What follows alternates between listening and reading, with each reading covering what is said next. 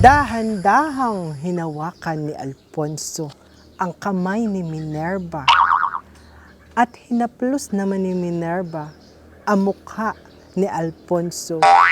Ang mga puso nila'y titibok-tibok. Aba, ay ano na kaya yun? At kanina pa, pipita-pitada. Masakit sa tainga. Hingka nga at aking sisilipin. Aba! Ano na ayan? At ikay kanina pa diyan pipita-pitada, nakakarindi na. Ay ito pong iyong kapitbahay ay may parcel. Ay kanina pa po ako nagtatawag, ay wala naman pong naimik. Ay talagang wala di ang iimik, iho! At di ay walang tao. Umalis kahapon pa. Gaano ba ang parcel na ayan? Ay ito po'y kuwan. 285. Ay hingka. At tatawagan ko si Nida.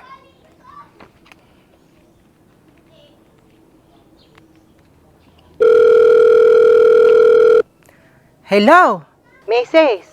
May parcel ka ditong dumating. Ay 285 pesos daw. Ay Mrs.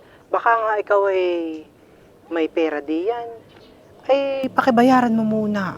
At ako naman ay pauwi din mamayang gabi, ay di tsaka ko na lang sa'yo iabot, ha? Oy, hala. Sige.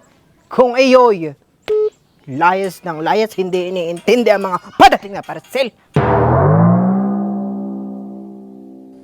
Nakaramdam ng kilig si Minerva nang si Alfonso ay tumitig sa kanya. Hindi niya alam kung anong kanyang gagawin sa sobrang saya. Ang puso niya ay titibok, tibok na naman. Ay ano na naman kaya yun? Iho! Sinong tinatawag mo diyan? Ingay na ingay mo, ako'y nagbabasa ng pocketbook ay hindi ko na mga intindihang... Ay ako lang po'y magdi-deliver na itong parcel kay Ma'am Sol. Ay kanina pa po ako dito nagtatawag. Ay wala naman pong nalabas na tao. Ay talagang walang lalabas diyan. At ang mga tao di ay... Tulog po? Hindi. Ang mga tao di ay... Di po? Hindi nga. Ano ba kati kay... Singit ng singit, hindi mo muna ako patapusin sa akin sasabihin. Ang mga tao di ay wala umalis, nagpabayan. Alam mo naman siguro ang number na ang si Sol. Ay bakit hindi mo tawagan? Ay oo nga po. Alam ko naman po ang cellphone number ni Ma'am Sol. Kaya lang ay ang problema po ako'y walang load. Aba ho! Anong klase ka iho? Naka-iPhone ka pa man din diyan. Tapos ay wala kang load. Kulang ako kung wala ka. Hindi ako mapupuno kung di kita kasama. Nasanay na ako. Hello, Saul!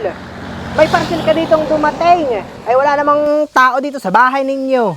Ay ano na, papaanhin na. Sabihin ko'y bumalik na lang. Ay meses, ganito yung aking parcel ay ikaw muna ang tumanggap. Kunin mo doon sa, nagdi-deliver doon sa rider.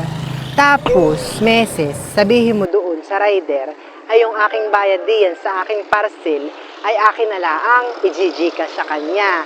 Ha? Tapos, meses, ganito yung Gcash number na yung rider ay kunin mo. Tapos, meses, ay i-text mo sa akin, ha? Tapos ay ano pa, Sul? Ano pa? Wala na, meses. Yun ay yun. Sintek.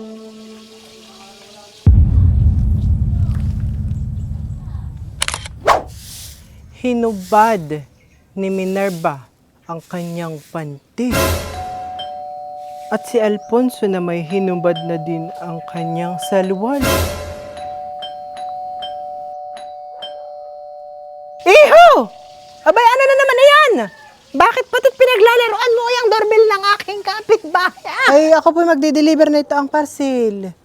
Ay, may tao po kaya dito? Walang tao diyan! Lintek po taragay. Ako na may kakadin dito sa aking mga kapitbahay. At alam naman siguro nilang sila may padating na parcel. Bakit hindi intindihin? At nang hindi ganitong ako ang siyang naaabala, Isa ka pa din naman ihuhan eh, nakakaiyamot ka na din. Ano kayo pa isa-isang mag-deliver? Hindi mo pa pagsabay-sabaying lahat iyang mga parcel na yung aking kapitbahay at ng isang abala. Ay ma'am, talaga pong ganayon. Paisa-isa lang po dapat ang pagde-deliver. At ito pong mga parcel na ito ay naka-alphabetically arranged. Ikaw nga po'y mayroon ding parcelay na doon po sa aking tricycle sa kalsada. Ang pangalan mo po'y si Ma'am Zenaida Magtulis, honey po. Ay, iyon po'y mamaya ko pa po sa'yo i-deliver. At ikaw po'y letter Z pa. Ay talagang palyado itong tagapag-deliver na ito.